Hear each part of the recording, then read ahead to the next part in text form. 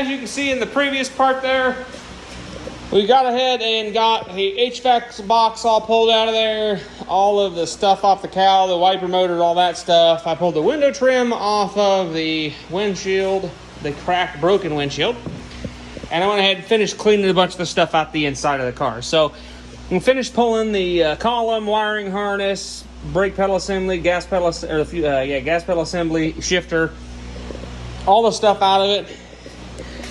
I ordered a rotisserie today, so yes, I did what anybody could do, you know, what the best thing you should do. I went on eBay and found the cheapest one I could find and ordered it. So, you know, we'll see how that goes. Had good reviews, so we might get lucky with that. But hopefully it gets here so we can get this back on the, or get it on the rotisserie, not back on, but on the rotisserie, so I get it flipped over. I can clean up the underside, pull the fuel tank, all that stuff, which I'll be doing beforehand probably. I got to pull the rear end and stuff out from underneath it. But I will pull all that stuff out of the car and then put it on the rotisserie, get it flipped over, clean up the undercarriage. I fondled the floor in the passenger side. One should not have done that. She's pretty holy, but I think a partial patch panel will handle that up pretty well. So we'll go ahead and patch that in, fix that area, brace the floor back up and whatnot, and have that all good to go. Then once it's on the rotisserie, I'm going to do the lower quarters and rockers and stuff and get all that stuff cleaned up. Then I'm going to probably raptor line the undercarriage. Just basically get the car really gorgeous underneath. Why? I don't know. I think it'll just be nice to have one car with nice bed lining underneath it, and then we'll do the body work and then get the rest of the car looking good and clean up the K-member, get it looking good, and get all the stuff to put the 5.3 in it. And I'm not going to be putting this crap back in there. I'm going to go with the vintage air unit, so that won't be a problem. Gonna need a lot of interior parts for this car, so you know, that'll be fun. I would like to lizard skin the interior, the floorboard with the thermo and sound shield on the floorboard, and I'd like to do that on the firewall as well. So maybe that'll help some of the heat in the car. So yeah, that's what we're doing right now. I'm gonna go home for today. We'll probably hit back on tomorrow, pull the rest of this stuff out of this front of the car, and hopefully get the whole firewall emptied. So yeah, catch you guys in 1 second when we get back to that. A little bit of change of location. We're in the back part of my shop because I just got done unpacking the entire car rotisserie out of that crate. I have to say, I'm kind of impressed. It's a 4,500 pound capacity rotisserie. I'm never going to have remotely close to 4,500 pounds on it, I doubt, because an empty shell of a car probably weighs what? Maybe 1,200 pounds? Maybe. Kind of depends on what shell of car you're putting on there. But I went ahead and got everything out of the box and just kind of laid out here. I went ahead and already broke out the instruction manual. I know that's a no-no. You might as well not even have an instruction manual. But, I mean, it works. It does show you how everything goes together, so at least that kind of helps out. Also got a parts list. I went ahead and kind of got everything split up, figured out where it's got the correct number of hardware, because I didn't want to start putting this thing together and have to run and go get bolts or something. So I went ahead and got it all laid out. So I went ahead and brought my toolkit out, my impact, thumb detecting nut screw upper. So yeah, I'm gonna go ahead and start putting this together. I only brought this out because I didn't want to have to run back and forth into the shop and get tools.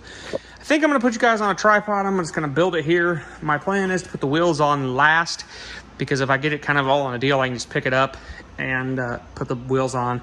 If I put the wheels on now, I'll be chasing them all over the place while I'm putting the tubes out there. So we will go ahead and put you guys on a tripod and start building this thing.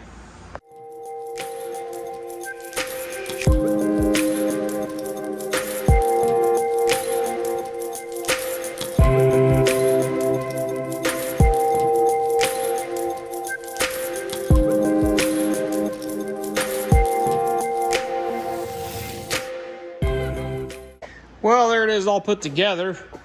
I'm pretty impressed with it. The paint is actually better than I thought it was going to be. That was the big thing on the reviews that I seen of it and the feedback. Got this cool little airbag jack with it. Put it together, tried it out already. It's pretty cool. It'd be kind of handy around here, but yeah. I really have no clue what the outriggers are actually supposed to do. I'm assuming they're just there to trip you. I'm assuming if it tries to tip, it'll land on one of those, would be my guess. I don't know. Like I said, I'm not going to have anywhere near 4,500 pounds on this thing. So, yeah. Got the little locks here so you can rotate it. I got the other extension to make it longer or shorter in the, or up here. I just left this up here because I wanted to keep it compact as possible. Normally, probably what I'm going to do when I'm storing it is I'll undo that and pull the center tube out and set it with that one, and then probably keep them up on one of those. And these will literally run into themselves and only take up approximately here to there. So together is a square from there to there, plus a little bit for the other one, be stuffed together in a little rectangle there. So it shouldn't take up too much space when it's disassembled. So that won't be a bad thing. The 8-ton Rams seem to be pretty good too, so I'm pretty impressed. I was originally going to go with the Jags one, but they've been out of stock for a long time, so I didn't want to wait, and I came across this one, and this one was about, after shipping, tax, and everything, comparing both of them, this one is about $300 cheaper. So that was another reason that I wanted to go with this one also, and I like the color scheme, black and orange. I mean, that fits this shop perfect, even though it's going to be like my engine stand and everything around here when it gets all the paint on it, so it'll get paint on it when I undercoat and whatnot. I'll get undercoat and stuff on it anyways, so I'm not too concerned about the paint on it anyways, but I'm just happy it had all the hardware, everything that it said it had, it's got. So hey, that's one up for me. And I ordered this Monday, and here it is Wednesday, and yeah, it's already here. So yeah, it's already Wednesday. I don't know if I got a video up to you guys today or not, so we'll have to check that one out. So anyways, guys, we'll catch you guys in a second when I get back in there to work on this Trans Am a little bit.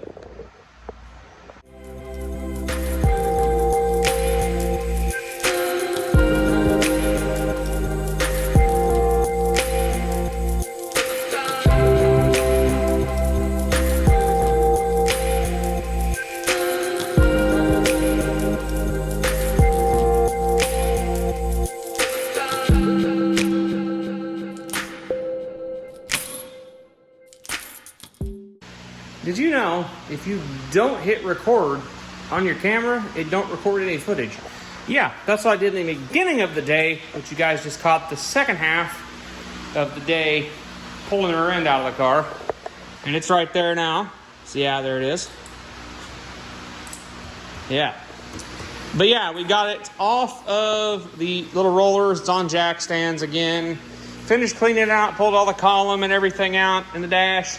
Finished getting the windshield. Well, just ripped the windshield out of it. It's in the box over there, as you can see. Yeah, I've still got to find stuff, label that stuff, put it away.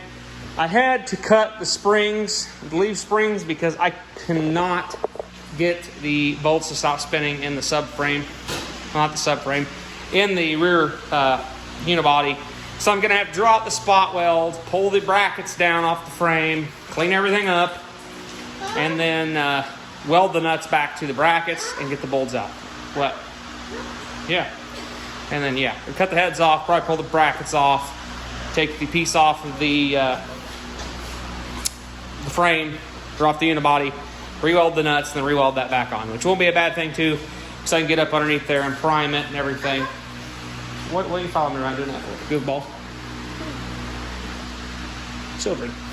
Anyways, yeah, so I'm hoping I can get it on the rotisserie here soon, so I can at least get it flipped over so I can fix the one mount, the one subframe mount that the bolts broke off. I did fix this. You really can't tell.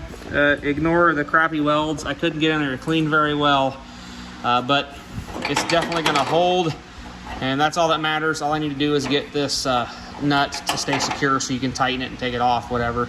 So did find out that the body does match the VIN, so that's always good.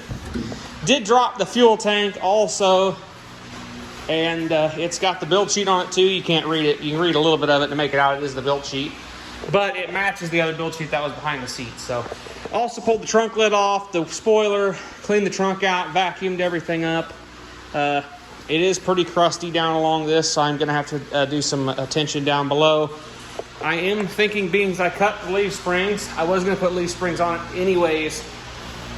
I'm considering biting the bullet and then putting a Ride Tech 4-link in the back. I don't like leaf springs, so a Ride Tech 4-link in the rear would give me coilovers and a 4-link instead of the leaf springs. So I think I'm going to go that route. And I've got to rebuild this axle anyway, so I'll clean everything up. I can weld the perches on and paint it. We'll do disc brakes and all that jazz. So yeah, that's what will happen. I had to take one tire off to get it slid out from under the car. The car was teetering because it was heavier on the back, so that was fun, but now it's on the ground good and solid. I think for the rear, took it up to my rotisserie. I think I'm going to cut me some square tube that can go in here, weld me a piece of angle iron to it, pretty good. Drill a hole for that, and we will put a bolt through it, and it can bolt to the rotisserie.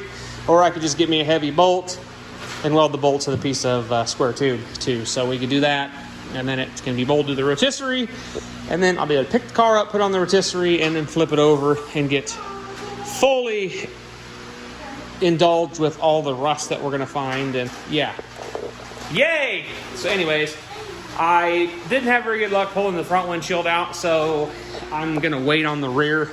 I may see if I can find, we got a local glass guy that's good at taking this stuff out. I may see if he can come take this out. I could take it out. If I break it, I'd have to buy, worst case scenario, I'd have to buy new glass, but I'd like to get one without rear defrost. A rear defroster, because I'm not wiring that back up in the car. So yeah, it's looking a lot better, and yeah. I think I'm going to call it a video for here today. But yeah, we are making more progress on this car, and I'm kind of having fun with it. So, which they're a lot easier to tear apart than to put back together. So that's fun. But once I get on the rotisserie, it'll be a lot more fun for me, because I won't have to be on my back doing all the work. So that'll be really nice. And I can get it up higher, so I can kind of be in my face right in it. You know, just right in the rust on the quarters and everything. There is, like I said, a little bit more rust than I thought, which I knew there was going to be. This side, got a little rust down in here, but they basically just put way too much Bondo on a small dent, so I'm going to work that back out and not put near as much Bondo on this side as it had. Block sand and make sure it looks good. Like I said, I'm going to get the Ruina pulled out so I can fix this spring too, and I can also jam underneath, paint underneath that, and paint this piece off the car so it gets good paint up underneath there, and I can take care of any rust that's might be underneath that. So yeah, anyways guys, I'm gonna stop battling, and we'll catch you guys in the next one. Hope you guys have a good rest of your week.